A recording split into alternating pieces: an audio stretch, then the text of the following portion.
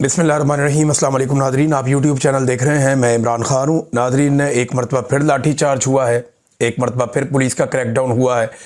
Adiala jail के बाहर काफ़ी तशद्दुद हुआ, बहुत सारी गिरफ्तारियाँ भी हुई और फिर ज़बरदस्ती क्रैकडाउन करके धरना ख़त्म करवा दिया गया।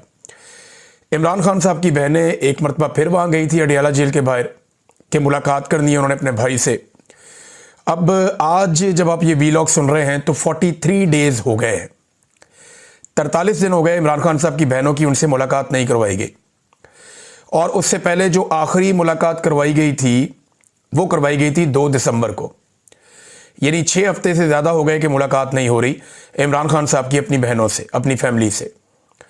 और जो 2 दिसंबर को मुलाकात करवाई गई थी वो भी लगभग 1 महीने के बाद मुलाकात करवाई गई थी। उससे पिछली मुलाकात 4 नवंबर को करवाई गई थी।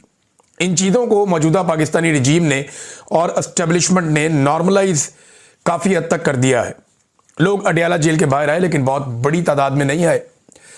हालांकि सोशल मीडिया के ऊपर एक कंपेन चल रही थी, इमरान खान साहब की बहनों ने कहा था कि आना होगा। देखिए, वो पॉलिटिशियंस नहीं है, इमरान खान की बहनों ने टिकट नहीं बांटने, लिहाजा लोग उनके कहने के ऊपर सिर्फ उतना ही आते हैं जितने बस आ जाएं। चंद 100 लोग आ जाते हैं, बाद का चंद हज़ार लोग आ जाते हैं। लेकिन बहुत बड़ी पैमाने पे अगर लोगों को वहां लेकर जाना है तो पार्टी को अपना रोल प्ले करना पड़ेगा। और पार्टी ये समझती है, ऐसा दिखाई दे रहा है, कि कोई फायदा नहीं अडियाला के बाहर जाने का, यानी हमें वो एक्टिविटी नजर ही नहीं आती जो एक पॉलिटिकल पार्टी की हो सकती है। सिद्दीक जान साहब ने इस पर एक बड़ा तफसीली वीलॉग किया और उनकी पाकिस्तान तहरीक इंसाफ के कुछ बहुत अहम तरीन बंदे से उनकी बात भी हुई है। मेरी भी पाकिस्तान तहरीक इंसाफ के अहम लोगों से बात होती रहती है और अभी कुछ जर्नलिस्ट हैं उनसे मेरी बात हो रही थी। उन्होंने भी ये बताया कि जनाब जानबूझ के पाकिस्तान तहरीक इंसाफ अडियाला के बाहर उस तरह जोर नहीं लगाती जिस तरह वो माजी में शायद लगा रहे थे। मैंने उनसे वजह पूछी और ये सिद्दीक जान भी यही जानना चाहते थे। तो वो ये समझते हैं कि इससे कोई फायदा नहीं होगा। अब इमरान खान साहब की बहनों को तो फायदा और नुकसान नहीं देखना ना, वो तो जाती हैं सिर्फ एहतजाज करने के लिए, वो तो जाती हैं अपने भाई से मिलने के लिए, किसी तरह उनकी मुलाकात हो जाए। पिछले हफ्ते उन्होंने वहां सूरह यासीन पढ़वाई थी, कल वो वहां पे कुरान पाक पढ़ के गई हैं और दुआ करके गई हैं। उनके ऊपर टॉर्चर भी हुआ, बदतमीजी भी बहुत हुई। अब कुछ चीज़ें जो हैं वो सिद्दीक जान ने भी डिस्कस की हैं, मैं भी आपके सामने रखना चाहता हूं। देखें, इमरान खान साहब बार बार अपने ट्वीट में ये कहते रहे हैं कि लोगों को आना चाहिए। उनकी बहनें भी यही कहती हैं कि लोगों को आना चाहिए। जब लोग आते हैं तो दबाव बढ़ता है। इमरान खान अली अमीन गंडापुर को भी बार बार यही कहते थे, वो मुझे मिलने क्यों नहीं आता। तो एक्चुअली वो बार बार ये तो नहीं कह सकते कि अडियाला के बाहर आकर बैठो और एहतजाज करो और दबाव बढ़ाओ ताकि मुलाकातें ना रोकी जाएं। ये तो काम पार्टी के करने का है ना। ये इमरान खान साहब की बहनें ये बात बार बार कह रही हैं। इमरान खान ये जरूर कहते रहे कि अदालतों के ऊपर दबाव जरूर बढ़ाएं ताकि वो इंसाफ दें। जब तक आप अदालतों के अंदर नहीं जाएंगे, ये एक अदलिया मुर्दा घोड़ा बन चुकी है। इसमें जान डालने के लिए इनको कम से कम ऐसी सपोर्ट चाहिए कि लोग आकर खड़े तो हों। अब अदालतों के अंदर जज उन्होंने अपनी मर्जी के लगा दिए, पाकिस्तान तहरीक इंसाफ गायब। यानी ये कैसे हो सकता है कि एक इतनी बड़ी पॉलिटिकल पार्टी है जिसकी इतनी ज्यादा ताकत है, उसके अराकीने असेंबली अगर आप सिर्फ निकाल लें, सेनेटर्स और कौमी और सूबाई असेंबली के, ये लगभग 300 से ज्यादा ये बनते हैं, और उसका लीडर जेल में पड़ा हुआ है और 2-3 महीने हो गए मुलाकातें नहीं हो रही। यानी 1.5 महीना ये हो गया, 1 महीना उससे पहले वाला आप लगा लें, इस बीच में 1 मुलाकात करवाई गई है। तो ये कैसे हो सकता है? वो ये मानने वाली बात तो नहीं है ना, इतनी बड़ी पॉलिटिकल पार्टी हो और ये, यानी अदालत के अंदर इनका केस ही नहीं लगता। 3 महीने हो गए हैं अलकादर यूनिवर्सिटी वाले केस में, इन्होंने दोबारा कभी परसू ही नहीं किया उसको। 3 महीने केस को परसू नहीं करते। और ये वो पॉलिटिकल पार्टी है जिसमें इमरान खान साहब ने टॉप के ऊपर लाके वकला बिठा दिए। को 4-5 वकील रानुमा है जो टॉप के ऊपर पाकिस्तान तहरीक इंसाफ के फैसले करते हैं। लेकिन इसके बावजूद अदालतों में इमरान खान को इंसाफ मिलना तो बहुत दूर की बात है, केस ही नहीं लगता।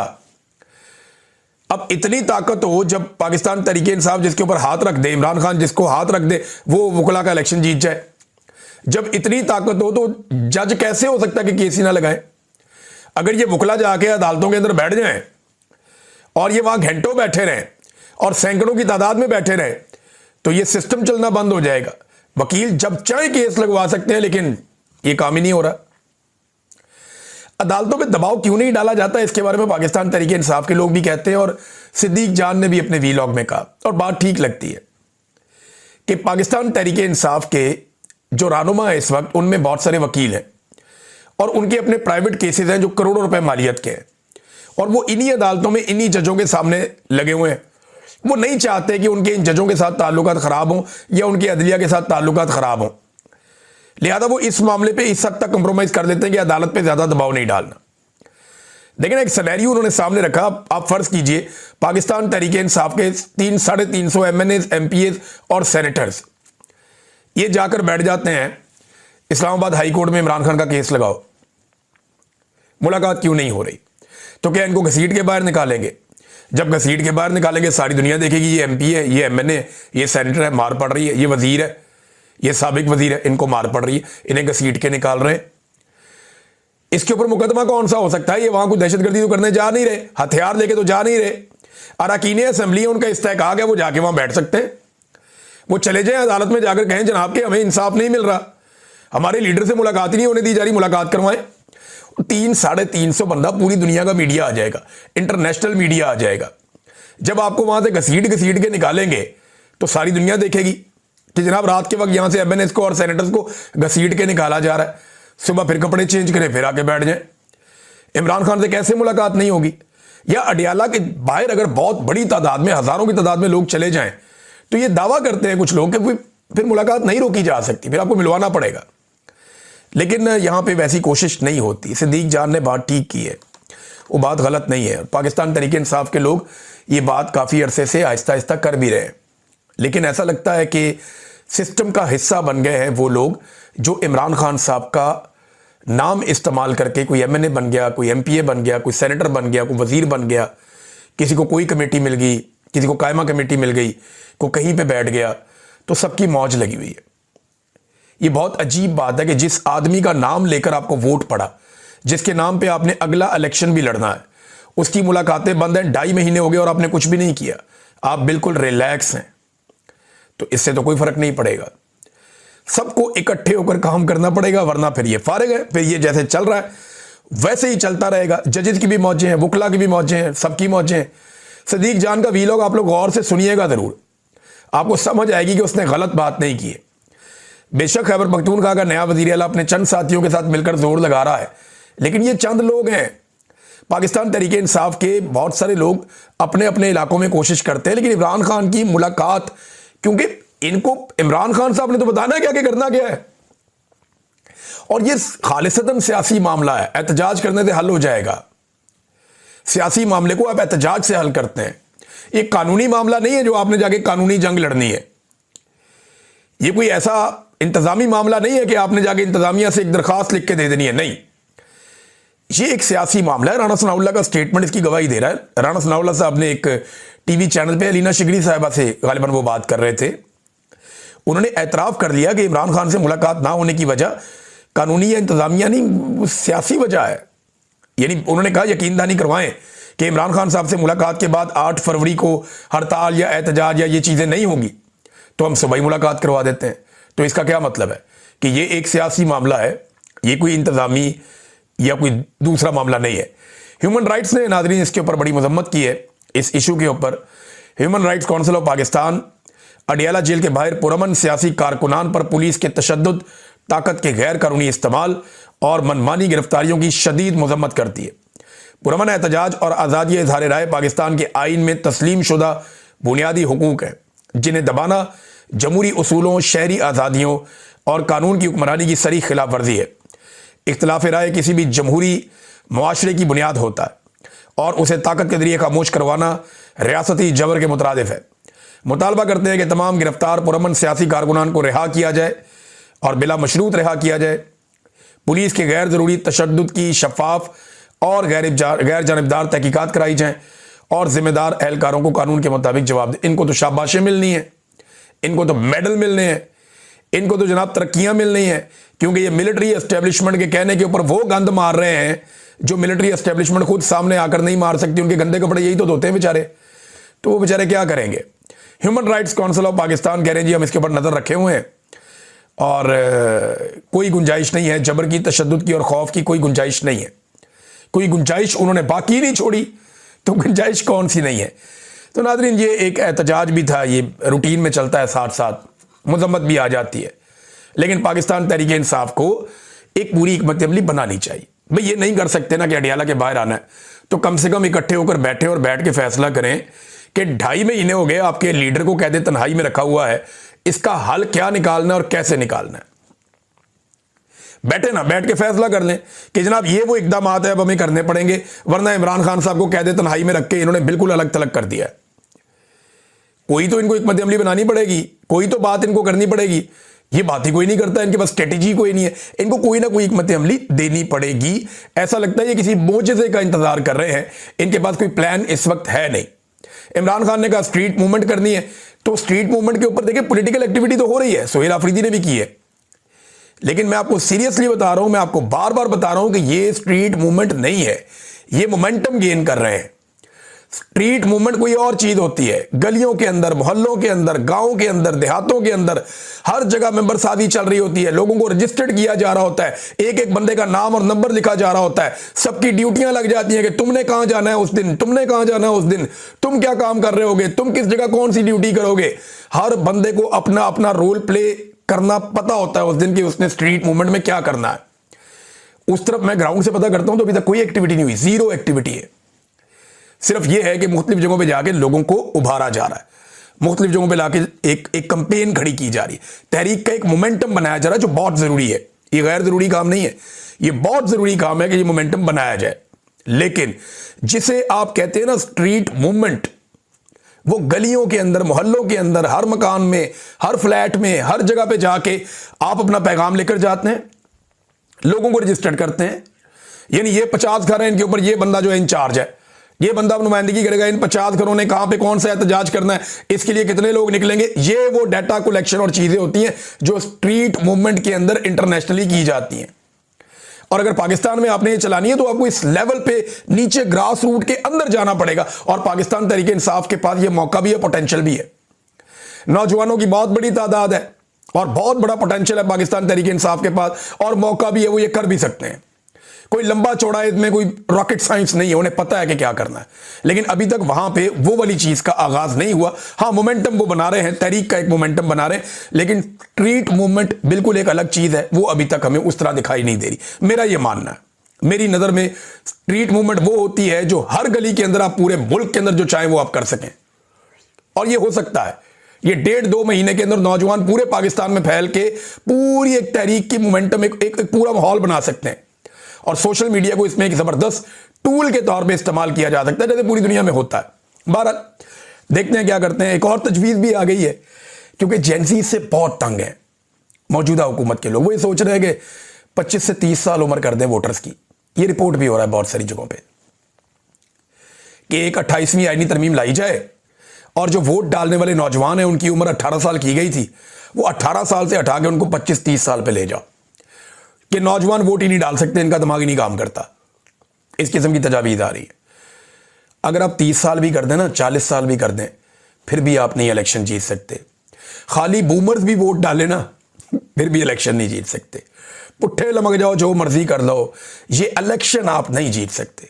इनको डर इस बात का कि 40-50 लाख नया वोटर आ जाता है हर साल, नया 40-50 लाख वोटर ऐड हो जाता है हर साल पाकिस्तान के अंदर, क्योंकि नए नौजवान 17 से 18 साल के हो जाते हैं हर साल।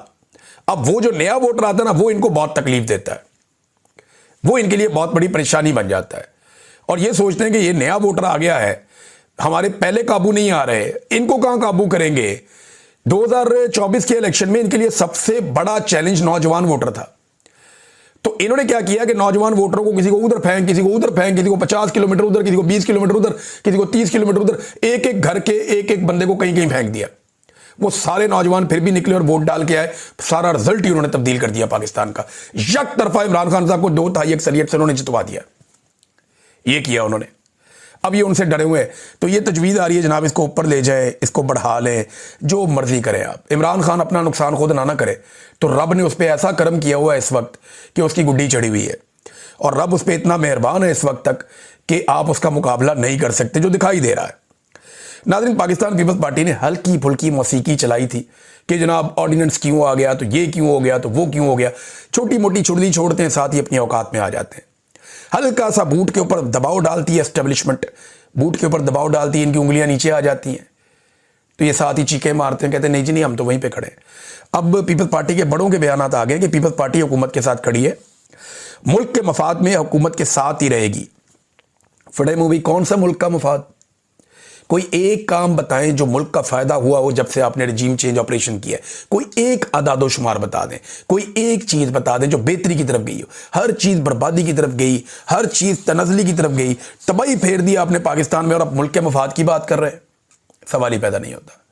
नाज़रीन, ईरान के ऊपर मैंने आपसे कहा था हमें नज़र रखनी पड़ेगी। कुछ डेवलपमेंट्स हैं, मैं आपके साथ शेयर कर देता हूं। सबसे पहले कुछ जो सहाफ़ी हैं जो नॉर्मली एस्टेब्लिशमेंट की लाइन के खिलाफ नहीं जाते, सुहेल वड़ाइच हमेशा से एस्टेब्लिशमेंट की लाइन के करीब रहते हैं। जब तक कि जर्नैल मुश्किल में ना आए, ये उसको कभी मुश्किल में नहीं डालते, बल्कि अपने आप को मुश्किल में नहीं डालते। नजम सेठी साहब हैं, इन्होंने भी कहा कि ईरान में अगर रजीम तब्दील होता है तो इससे पाकिस्तान को फ़ायदा होगा। बज़ाहिर ऐसा लगता है कि पाकिस्तान जो है वो नीम रजामंद है अमेरिका के किसी भी ऑपरेशन के ऊपर, वरना देखिए इस तरह का तजिया पाकिस्तान में करना मुश्किल है। अब अमेरिका हमला करने वाला है, ये तासुर भी बहुत ज़्यादा बन रहा है। दुनिया भर के दिफाई तजियाकार समझते हैं कुछ भी हो सकता है। अमेरिका ने गुज़िश्ता 24 घंटों में 2 मरतबा अपने शहरियों को ट्रैवल एडवाइजरी जारी की है कि निकल सकते हो, निकल जाओ ईरान से, या अपने आप को बिल्कुल महदूद कर लो। और ईरान की सूरत हाल के ऊपर वो बार बार अपने शहरियों को अमेरिका तंबीह कर रहा है। डोनाल्ड ट्रंप का एक बड़ा इंपॉर्टेंट स्टेटमेंट भी है इस मौके पे, वो स्टेटमेंट मैं आपके सामने रख देता हूं। डोनाल्ड ट्रंप ने कहा कि ईरानी मुहिब्बे वतनों, एहतजाज जारी रखो, अपने इदारों पर कब्जे करो, कातलों और जालिमों के नाम लिख लो, इन्हें भारी कीमत चुकानी पड़ेगी। मैंने ईरानी हुकाम के साथ तमाम मुलाकातें मनसूख कर दी हैं। जब तक मुजाहिरीन के बेमकसद कत्ल का सिलसिला बंद नहीं हो जाता, मदद रास्ते में है। ये हम आ रहे हैं, आपकी मदद करने वाले हैं, ये डोनाल्ड ट्रंप ने कहा। अब देखें, दूसरी जानिब जो ईरान की सूरत हाल है वो भी मैं आपको बता देता हूं। अंदरूनी तौर पे सूरत हाल जो है वो काफ़ी थम गई है ईरान में। जो पुरतशद्दुद मुजाहरे हो रहे थे उनकी शिद्दत में कुछ कमी आई है। इंटरनेशनल कॉल्स कुछ हद तक, बल्कि काफ़ी हद तक ईरान में बहाल हो गई हैं। और जो आलमी सतह पर दावा किया जा रहा है, 1800 से ज़ायद हलाकतों का दावा किया जा रहा है कि ईरान में हुई। अब वो ईरान की गवर्नमेंट जो है वो तफसील बताएगी तो आपके सामने आ जाएगी। लेकिन इस वक्त जो है वो ईरान की हालत पहले से कुछ बेहतर हुई। लेकिन साथ ही साथ डोनाल्ड ट्रंप और अमेरिका क्या हमला करेंगे, ये अभी हम कुछ कह नहीं सकते। उसकी वजह यह है कि सऊदी अरब ने और कुछ और गल्फ ममालिक ने अमेरिका को मना किया है कि आप ईरान पे इस वक्त हमला ना करें, यानी आपको किसी किस्म का कोई फ़ायदा नहीं होगा और हमला ना किया जाए, क्योंकि इस हमले से आप ईरान में रजीम तब्दील नहीं कर पाएंगे। सारी दुनिया जानती है नहीं कर पाएंगे। उसकी वजह यह है कि अगर इस वक्त अमेरिका ने ईरान पे हमला किया तो ईरानी कौम की जिस किस्म की आदत है ना, वो खड़ी हो जाएगी जाके अपनी हुकूमत के साथ। और अगर कोई लोग मुतनफ़र भी है ना, तो वो भी जाके हुकूमत के साथ खड़े हो जाएंगे। हुकूमत की पॉपुलैरिटी में इजाफा हो जाएगा और हुकूमत का जो रजीम तब्दील करने का ख्वाब है वो पूरा करना मुश्किल हो जाएगा ईरान में। तो ग्राउंड पे उतरे बगैर तो आप रजीम तब्दील कर नहीं सकते, और ग्राउंड पे उतरने के बाद बहुत बड़ा कत्लेआम करना पड़ेगा, फिर जाके रजीम तब्दील होगा, क्योंकि वफादार उनके बहुत से ज़्यादा हैं। तो एक अजीब किस्म की सूरत हाल पैदा होगी रीजन में, जिसमें पाकिस्तान का मौक़िफ़ गोलमोल किस्म का है। पाकिस्तान खुलकर नहीं आया, लेकिन मोहम्मद बिन सलमान को और सऊदी अरब को एक मरतबा फिर आपको दाद देनी पड़ेगी। उन्होंने फिर जुर्रत का मुजाहरा किया। इससे पहले उन्होंने जब अमेरिका का दौरा किया मोहम्मद बिन सलमान ने, तो उन्होंने वो नुमाइंदगी की जो मुसलमान रहनुमाओं से तवक्को की जा रही थी कि वो करेंगे। उन्होंने कहा जी कि जब तक फ़लस्तीन की रियासत का मामला हल नहीं हो जाता, फ़लस्तीन को अपनी रियासत नहीं मिल जाती, फ़लस्तीनियों को उनका हक नहीं मिल जाता, तब तक जो है वो अब्राहम अकॉर्ड पे हम दस्तखत नहीं कर सकते। ये रिपोर्ट हुआ वहाँ से, अमेरिका से। फिर हमने देखा जब डोनाल्ड ट्रंप बात कर रहे थे गजा पे, इजराइल पे, फ़लस्तीन पे, तो उस वक्त मोहम्मद बिन सलमान अपने हाथों की उंगलियों को दबा रहे थे। एक फील हुआ, सोशल मीडिया पे बहुत वायरल हुआ कि शायद वो बेचैनी महसूस कर रहे हैं। तो मोहम्मद बिन सलमान ने वो बात की जो एक मुसलमान हुक्मरान को करनी चाहिए थी। बहुत बुरी पोजीशन भी हो तो आपको ये पोजीशन तो लेनी चाहिए ना जो उन्होंने ली है। पाकिस्तान बदकिस्मती से इस मरतबा कोई पोजीशन ले नहीं पाया, बल्कि पाकिस्तान ने डोनाल्ड ट्रंप को कहा कि हम पहले दिन से ही आपके साथ हैं, जो मर्जी करो धरना लेंगे। अब यहां पे भी जो है वो सऊदी अरब ने हिम्मत दिखाई, और सऊदी अरब ने, ओमान ने और कतर ने, ये तीनों मुल्क बहुत इंपॉर्टेंट है, याद रखिएगा। यूएई के साथ भी छोटी मोटी खटपट इन्हीं ममालिक की हुई है। कतर, सऊदी अरब और ओमान। अब ये तीनों ममालिक जो है वो एक क्यू के अंदर है। इन ममालिक ने खबरदार किया व्हाइट हाउस को कि ईरान पर हमला ना किया जाए। ईरान की हुकूमत गिराने की कोशिश की गई तो आलमी तेल मंडी में शदीद हलचल भी पैदा हो जाएगी। इसके नतीजे में मईशत को भी नुकसान पहुंचेगा और अमरीकी मईशत को भी नुकसान पहुंचेगा। सऊदी अरब ने तेहरान को यानी ईरान की गवर्नमेंट को यह यकीन दहानी भी करवाई कि अमेरिका को ईरान पर हमले के लिए सऊदी फिदाई हदूद इस्तेमाल करने की इजाजत नहीं दी जाएगी। ये वॉल स्ट्रीट जर्नल की खबर है। अब मुझे अभी बताएं कि पाकिस्तान ने क्या अभी तक ईरान को इस बात की यकीन दहानी करवाई है कि मैं अपनी सरजमीन या अपनी फिजाई हदूद आपके खिलाफ इस्तेमाल नहीं होने दूंगा। वैसे अमेरिकन को यहां से जरूरत भी नहीं पड़ेगी, लेकिन उन्हें जमीन की जरूरत पड़ सकती है। इन केस अगर अमेरिकन चाहें, उनको जमीन पे कोई अड्डे उड्डे चाहिए हो, तो शायद उन्हें पाकिस्तान की जरूरत पड़े, अदरवाइज उन्हें फिजाई रास्ता पाकिस्तान का शायद ना चाहिए। अब मैंने क्योंकि इसको डिटेल में नहीं देखा, जब मैं इसको देखूंगा और सारी पॉसिबिलिटीज देखूंगा तो चीजें सामने आएंगी। लेकिन जो सऊदी अरब ने बात की है वो बात अभी तक पाकिस्तान ने नहीं की। तो सऊदी अरब ने एक मरतबा फिर लीड ली है इस मामले में। नाज़रीन, एक मरतबा फिर 1.5 लाख वादिय तीरा के लोग जो है वो सड़कों पे नकल मकानी कर रहे हैं। देखिए, हम सारे लोग अपने घरों में बैठे, गर्म घरों में, लिहाफों के अंदर, हम इस तकलीफ को महसूस ही नहीं कर सकते। हम अपने अपने शहरों में पुरसकून है और वो लोग सर्दी के इस मौसम में अपने बीवी, छोटे बच्चों को, बुजुर्गों को, अपने माल मवेशी को लेकर सड़कों पे दरबदर है।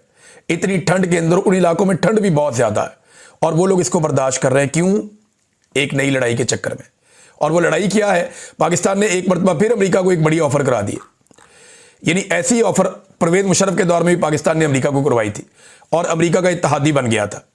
और अब अमेरिका यहां से जान छुड़ा के गया, पाकिस्तान उन्हें कह रहा है कि हम आपकी खातिर जाते हैं। और ये एक लॉबिंग फर्म है, यानी पाकिस्तान की फौज नहीं, मैं खबर आपको देता हूं, पाकिस्तान की फौज ने एक बार फिर मुशर्रफ की तरह खुद को अमेरिका के लिए किराए की फौज के तौर पर अफगानिस्तान के खिलाफ पेश कर दिया। ये तो इसका लुब्बे-लुबाब है। लॉबिंग फर्म की तरफ से पेश किए गए डॉक्यूमेंट के मुताबिक, ये अमेरिका में आए डॉक्यूमेंट, इनके मुताबिक पाकिस्तान ने अफगानिस्तान से अमेरिकी फौजी हथियारों की बाजियाबी में ट्रंप को मदद की पेशकश की है। अमेरिकन पागल है, वहां पे इतना हथियार छोड़ के आ गए।